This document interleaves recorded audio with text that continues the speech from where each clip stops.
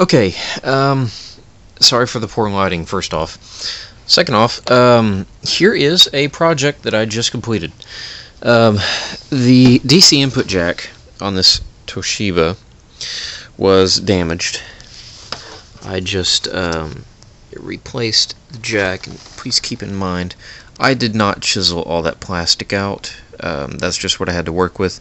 Got a Type N connector from Radio Shack, mounted it in there. I had to splice some wires and stuff. But put it in there, there's hot glue around it to keep it from falling back inside the system like the original problem was.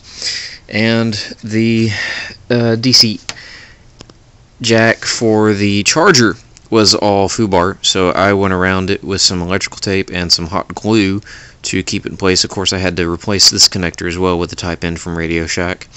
And the moment of truth, the battery light should come on.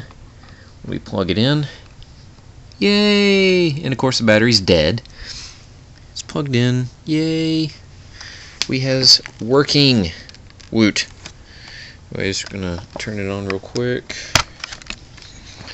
Make sure the system doesn't catch on fire or anything.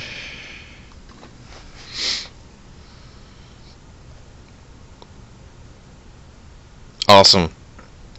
Well, there we have my first successful, and probably many more to come, because from what I understand, Toshibas are very bad about the power jacks falling into the system and stuff. And yeah, the AC adapter was completely non-functioning at the time that I started this to begin with, so I said, hey, nothing to lose. I got in there and come to find out the middle pin connector for the polarized tip completely just came apart from the connection it was supposed to have. The wires just completely broke whenever the cable was stepped on. And anyways, there is the finished result.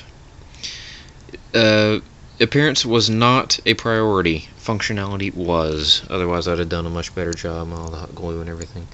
But yeah, it works. We are loading Windows. Okay, thanks, bye.